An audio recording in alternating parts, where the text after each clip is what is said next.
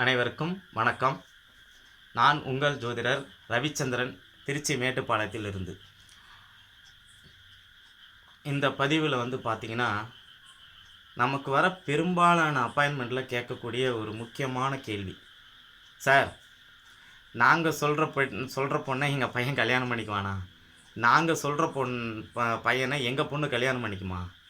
அதாவது தன்னுடைய குழந்தைகள் அப்பா அம்மாவுடைய ஆசைப்படி அவங்களுடைய ஆசீர்வாதத்தோடு திருமணம் செஞ்சுக்குமா? இதுதான் அவங்களுடைய கேள்வி கேட்குறாங்க.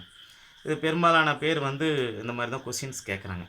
சார், என் பையன் நான் சொல்கிறபடி கல்யாணம் பண்ணிக்குவானா அப்படிங்கிற மாதிரி. சரி, இதற்கு பாரம்பரியத்தில் வச்ச பேர் பார்த்திங்கன்னா காந்தர்வ திருமணம். இப்போது இருக்கிற ட்ரெண்டிங் தகுந்த மாதிரி நம்ம சொல்லணும் அப்படின்னா இது காதல் திருமணம். சரிங்களா?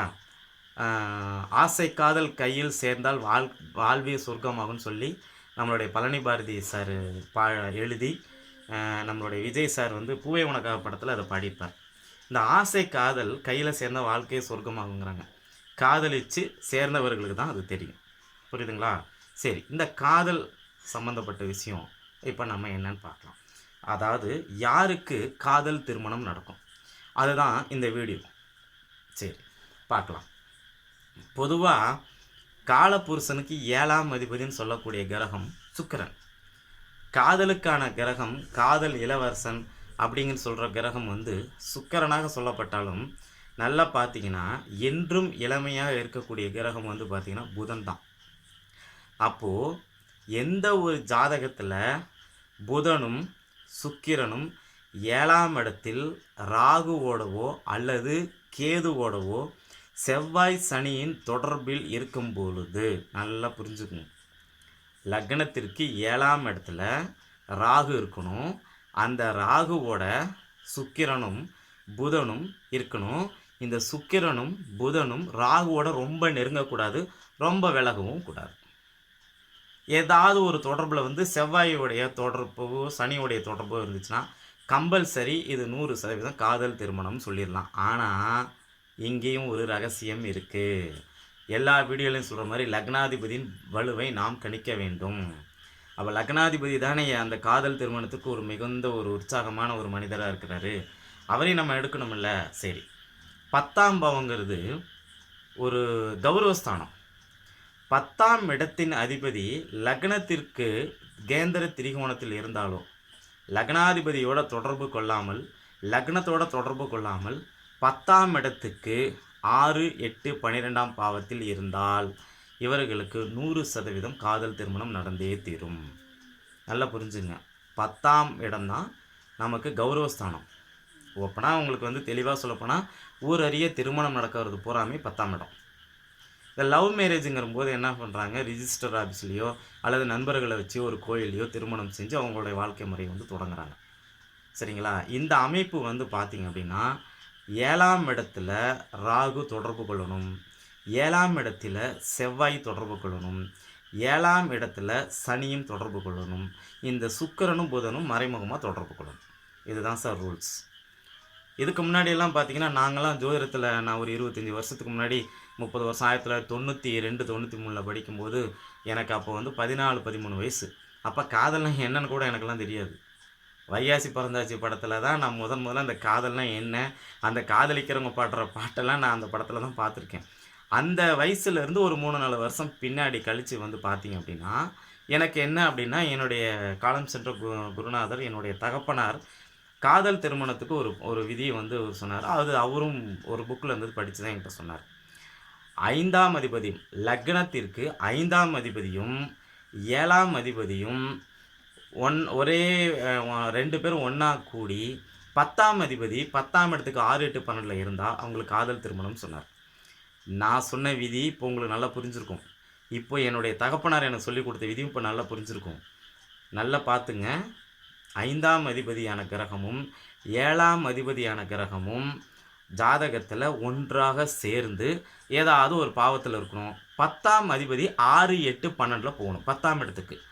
இந்த மாதிரி இருக்கும்போது அவர்களுக்கு கம்பல்சரி காதல் திருமணம் நடக்கிறதுக்கு வாய்ப்பு அதிகம்.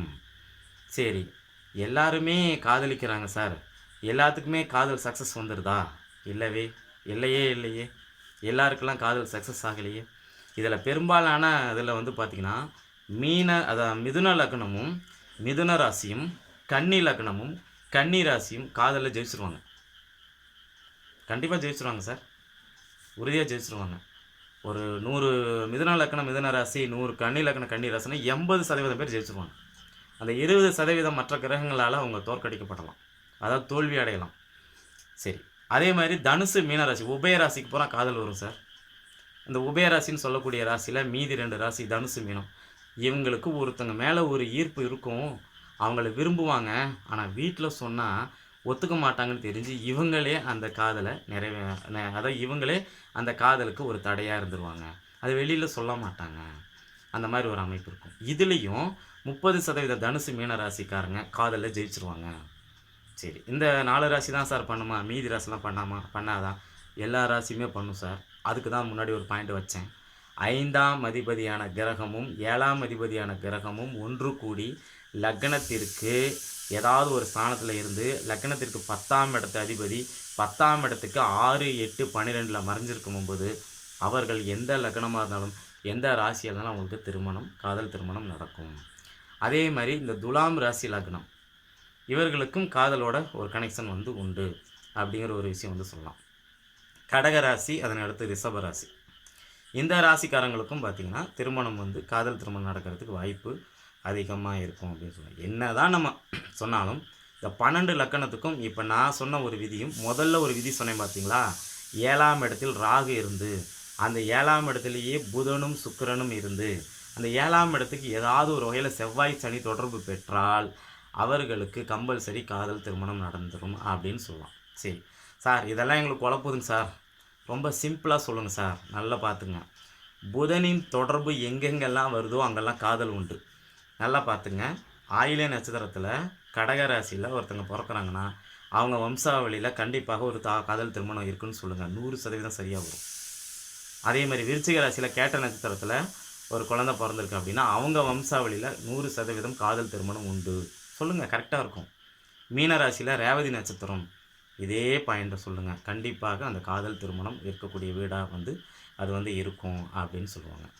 சரி, இந்த காதல் திருமணம் மிகப்பெரிய ஒரு பாக்கியமா, அது வரமா அல்லது வேறு விஷயமா அப்படிங்கிறது நாம் நிர்ணயிக்கப்பட முடியாது, அந்த கிரகங்களே நிர்ணயிக்கப்படும். அப்போது இந்த கடகராசி, விருச்சிக ராசி, மீனராசி இதில் இருக்கக்கூடிய அந்த புதனின் நட்சத்திரங்கள் பார்த்திங்கன்னா காதல் திருமணத்திற்கு கண்டிப்பாக பிளாட்ஃபார்ம் போட்டு கொடுக்கும். சரிங்களா? இந்த அமைப்பு நம்ம பார்த்த காதல் திருமண ஜாதகத்தில் இது நல்ல ஒரு சிறப்பாகவே இருந்திருக்கு அப்படின்னு சொல்லலாம். 2 விதி சொல்லியிருக்கேன். இந்த 2 விதியுமே காதல் திருமணத்துக்கு ரொம்ப ஒரு முக்கியமான ஒரு விஷயம்.